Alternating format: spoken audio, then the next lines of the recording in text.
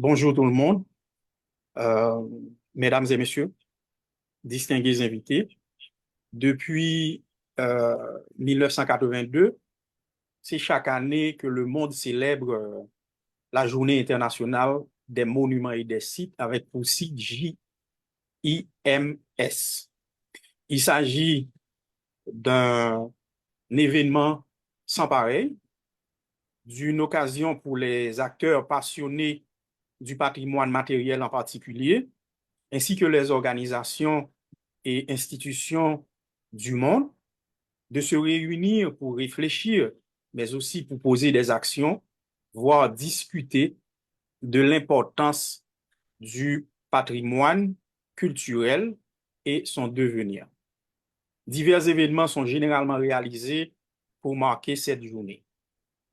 Comme en 2003, la chaire UNESCO en histoire et patrimoine de l'Université d'État d'Haïti, pour répondre à sa vocation de recherche, d'enseignement, de diffusion et de service à la communauté, entend célébrer cette année encore la Journée internationale des monuments et des sites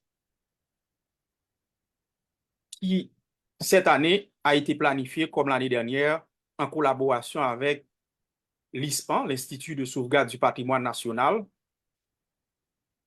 Et également, cette année, nous avons essayé d'inviter les principaux responsables des institutions de mémoire, en particulier, bien entendu, l'ISPAN, le Bureau national d'ethnologie BNE, les archives nationales, la Bibliothèque nationale, le MUPANA, le Musée du Panthéon national, ainsi que le ministère de la Culture, le Bureau de l'UNESCO, qui est toujours partenaire de cet événement, ainsi que d'autres acteurs publics comme l'ENATS, l'École nationale des arts, ainsi que des acteurs privés comme l'ICOM, le Conseil international des monuments, le Conseil international des musées, et d'autres acteurs comme les artistes de Noailles, ainsi que la Bibliothèque des Frères Spiritains.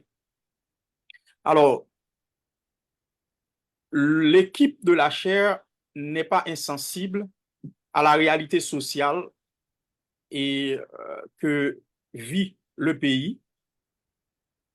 Et donc, actuellement, nous sommes en train de vivre une réalité avec un climat d'insécurité, notamment à Port-au-Prince. L'équipe de la chaire n'a pourtant pas souhaité rater cette occasion pour ne pas marquer la Journée internationale des monuments et des sites en 2024 en Haïti. Nous voulons par cette occasion attirer, alors d'abord tirer la sonnette d'alarme et attirer l'attention des décideurs nationaux et internationaux, du public en général, sur la situation du patrimoine culturel, matériel, mais aussi immatériel du pays dans ces moments tumultueux. C'est pourquoi l'équipe de la chaire a décidé d'organiser un webinaire de 2 jours sur le thème de la Journée internationale, mais aussi sur un sujet particulier pour nous autres, patrimoine haïtien en contexte de catastrophe et de conflit. Au cours de ce webinaire, il va y avoir 2 panels. Le premier jour sera consacré à la situation des institutions de mémoire pour faire un bilan de leur réalité actuelle, parler de leurs actions, les enjeux, les défis et les perspectives. Le second jour, le second panel, accordera la place aux artistes, aux institutions culturelles publiques et privées, entre autres les artistes ou la situation du village de Noailles, à la Croix des Bouquets, la bibliothèque des Frères Spiritains, mais également la situation des musées en Haïti. Vu le nombre des acteurs du secteur culturel et du patrimoine en Haïti, nous avons dû être sélectifs, vous le comprenez. Nous avons invité quelques acteurs, mais nous espérons dans une autre occasion inviter d'autres acteurs pour faire entendre leur voix, car, comme on le dit souvent et on le répète, vu cette situation, c'est tout le secteur culturel, tout le secteur du patrimoine qui est affecté. Mesdames et messieurs, lorsque le Conseil international des monuments et des sites, ICOMOS, en tant qu'organe technique et consultatif de l'UNESCO, a décidé d'initier la Journée internationale des monuments et des sites, l'ICOMOS a sans doute cru que cette journée pourrait offrir l'occasion de poursuivre sa mission qui est de promouvoir la conservation, la protection, l'utilisation et la mise en valeur des monuments et des sites. Cet organisme regroupe un ensemble d'experts et de professionnels du patrimoine bâti et il encourage des échanges interdisciplinaires de ses membres, dont principalement des architectes, des ingénieurs, des urbanistes, des historiens, des géographes, des anthropologues, etc. Ces membres concourent à la préservation du patrimoine et au progrès des techniques, des méthodes, des principes de restauration et à l'élaboration des normes qui s'appliquent à tous les biens du patrimoine mobilier, y compris les bâtiments ou édifices anciens, les villes et les jardins historiques, les paysages culturels et les sites archéologiques. Les bonnes pratiques sont encouragées et des modèles sont proposés pour différents pays. Ainsi, l'ICOMOS participe à l'évolution scientifique et technique, de même qu'à la diffusion des idées, ainsi que les actions de sensibilisation sur le patrimoine culturel, matériel, mais également immatériel, dans la mesure que l'ICOMOS encourage la promotion et la mise en valeur du patrimoine dans son ensemble. Alors, l'ICOMOS participe également, et cela amplement, à l'examination des propositions de classement des biens culturels des pays sur la liste du patrimoine mondial. Et de même qu'à l'étude de leurs états de conservation. Alors, permettez que je profite de l'occasion pour inviter les professionnels du patrimoine d'Haïti et de sa diaspora, jeunes et moins jeunes, à relancer la filiale de l'ICOMOS dans le pays, laquelle n'est pas ou n'est plus opérationnelle depuis quelque temps, depuis environ une dizaine d'années. J'espère que mes informations sont correctes. C'est d'ailleurs l'ICOMOS qui propose un thème chaque année pour marquer la célébration de la Journée internationale des monuments et des sites dans le monde. Pour l'année 2024, l'ICOMOS a retenu le thème « Catastrophes et conflits » à travers le prisme de la Charte de Venise. Le thème de cette année interpelle sur les catastrophes naturelles et les crises qui affectent les monuments et les sites, mais aussi les secteurs de la culture et du patrimoine à travers le monde, en particulier en Haïti, un pays de la Caraïbe qui traverse une situation particulière, manifeste, liée à des conflits armés. Pour cette raison, nous avons choisi d'aborder le sujet, le patrimoine haïtien en contexte de catastrophe et de conflit. Mais le thème international permet de célébrer également le 60e anniversaire de la Charte de Venise, adoptée lors du deuxième congrès des architectes et des monuments, des architectes et des ingénieurs en 1964, en offrant une occasion unique de faire connaître cet instrument fondateur qui est au cœur de l'histoire et de l'identité du Conseil international des monuments et des sites ICOMOS. Cette charte est considérée comme la doctrine des ingénieurs et des architectes des monuments et des sites. Cette charte, la Charte de Venise, énonce en 16 articles un ensemble de principes et orientations offrant ainsi un cadre normatif international qui dicte les actions de préservation et de restauration des bâtiments anciens aussi bien que les objets. Elle traite en 6 sections de la conservation des sites et des monuments historiques, leur restauration, les fouilles archéologiques ainsi que la documentation. La Charte de Venise a été adoptée 2 décennies après la Seconde Guerre mondiale, à une époque qui promettait des progrès et un renouveau économique sans précédent. Aujourd'hui, 6 décennies plus tard, nous sommes confrontés à une urgence climatique manifestée par des catastrophes naturelles sans précédent, avec entre autres des cyclones, des tornades, des tremblements de terre, des tsunamis, pour ne citer que cela, dans un lieu après un autre, ainsi qu'aux conflits, notamment armés, conduisant à la destruction des sites culturels, des biens culturels, victimes souvent de vandalisme, de pillage et de trafic illicite. Nous assistons également au meurtre et au déplacement massif des populations, notamment les artistes, les artisans, les producteurs culturels, tels que nous le connaissons en Haïti. Je ne vais pas pouvoir nommer l'ensemble des sites affectés pour déjà en Haïti, notamment ces 3 dernières années, et je ne vais pas non plus citer le cas de l'ensemble des institutions affectées et les artistes par ces situations qui sévissent dans le pays actuellement.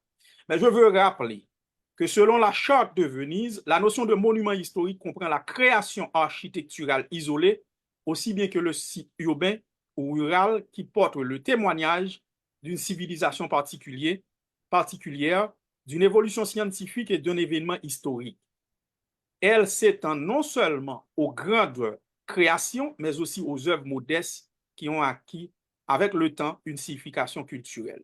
De plus, la charte soutient dans son article 3 que les sites et les monuments sont à la fois des œuvres d'art, des témoins de l'histoire dont il faut protéger. Ainsi, la conservation de ces biens culturels suppose la permanence de leurs entretiens. Et les États parties membres de cette convention sont encouragés à prendre toutes les mesures nécessaires pour assurer la protection, la conservation et la mise en valeur de leurs biens culturels. Cette charte s'inscrit donc dans la logique de celle d'Athènes de 1931 qui préconisait de respecter l'œuvre historique et artistique du passé sans prescrire le style d'aucune époque pour ainsi conserver son authenticité. De même, elle poursuit le cadre des dispositions définies dans la Convention de La Haye de 1954, qui est le premier et le plus complet des traités multinationaux consacrés à la protection du patrimoine culturel en temps de paix, en cas de conflit armé, suivi de 2 protocoles additionnels. Au terme de la Convention de La Haye, dans son article 1er, sont considérés comme biens culturels, quelles que soient leurs origines et leurs propriétés, les biens meubles ou immeubles qui présentent une grande importance pour le patrimoine culturel des peuples, tels que les monuments d'architecture, d'art ou d'histoire, religieux ou laïques, les sites archéologiques, les ensembles de construction, qui, en tant que tels, présentent un intérêt artistique, historique, archéologique, scientifique, ainsi que les collections scientifiques et les collections importantes de livres, d'archives et de reproductions bien définies d'après ces conventions. Maintenant, ces éléments sont affectés en Haïti. Et présentement, nous vivons une situation sans pareille où l'on voit que l'ensemble de ces biens culturels, tant privés que publics, sont menacés, sont même en voie de disparition, soit par des attaques armées, du feu, du vandalisme, du pillage. Je ne peux même pas citer l'ensemble des actions. Donc, la Convention de La Haye recommande une protection spéciale et un respect des biens culturels selon les articles 2, 4 et 8. Depuis la Convention de Venise, dont on parlait tantôt, inspira l'adoption d'autres instruments de législation en matière de patrimoine, principalement la Convention de 1970 concernant les mesures à prendre pour interdire, empêcher l'importation, l'exportation et le transfert de propriétés illicites et des biens culturels. Elle encourage également, elle a été à la base également de la Charte de Washington pour la sauvegarde des villes historiques, de même que le document de Nara sur l'authenticité de 1994. L'ensemble de ces instruments donne un cadre normatif international pour protéger de manière spéciale les monuments et des sites en cas de conflit armé, en cas de crise et de catastrophe. Lors des échanges qui vont suivre dans les 2 panels, j'espère que les panélistes pourront discuter de la réalité des institutions culturelles, notamment les institutions de mémoire haïtienne, au regard de ces instruments et également au regard de la législation du pays. Pour terminer, je souhaite remercier le professeur architecte-ingénieur Olsen Jean-Julien qui dirige l'axe patrimoine architectural du programme scientifique de la chaire, lequel axe coordonne cet événement. Je tiens aussi à remercier tous les directeurs généraux des organismes déconcentrés et cadres du ministère de la Culture qui participent à ce webinaire de 2 jours, en particulier M. Patrick Durandis, le directeur général de l'ISPAN, en collaboration de qui le webinaire a été planifié. Je tiens à remercier M. Franz Delis du ministère de la Culture, Mme Martine Bruno du MUPANA pour leurs conseils et leurs recommandations.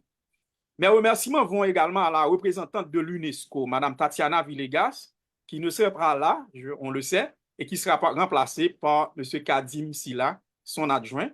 Et je remercie son assistante, M. Régis, M. Lochard de l'unité de communication du bureau de l'UNESCO en Haïti, qui a mis à notre disposition la plateforme Zoom que nous utilisons actuellement et même assure les manœuvres techniques.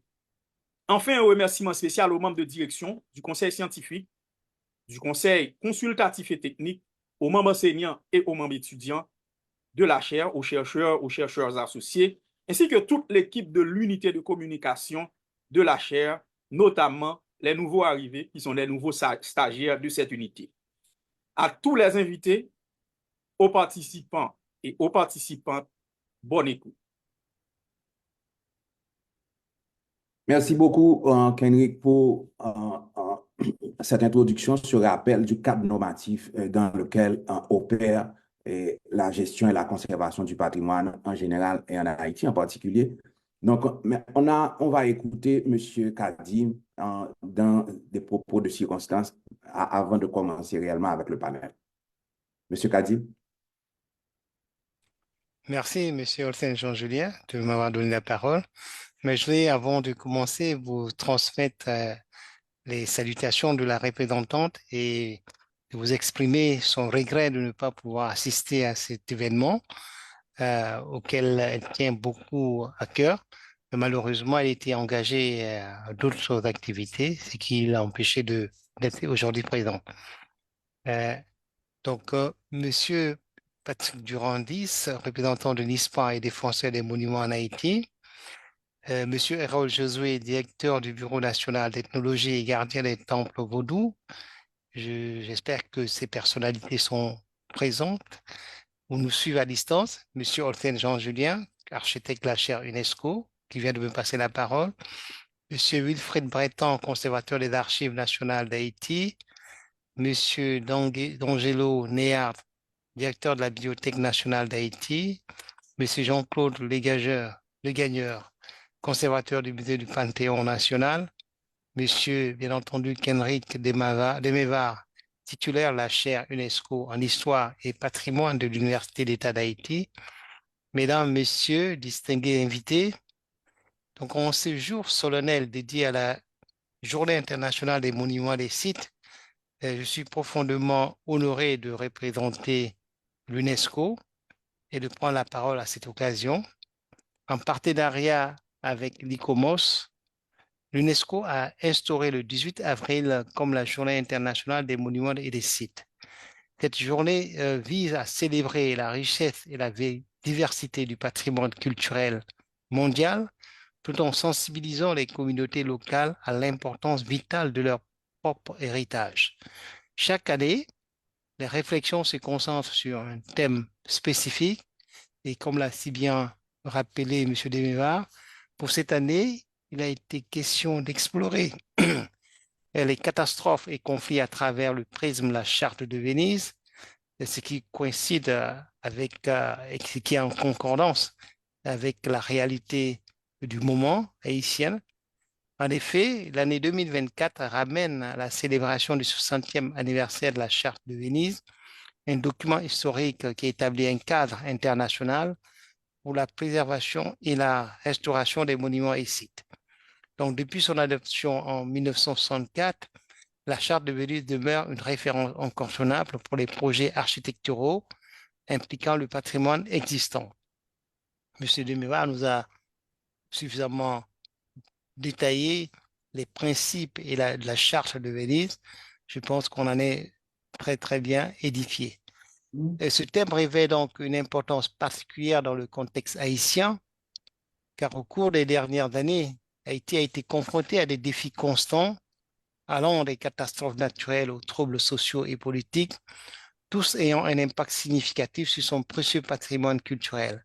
C'est pourquoi de ce grand thème international est tiré le thème national qui est le patrimoine haïtien en contexte de crise et de catastrophe.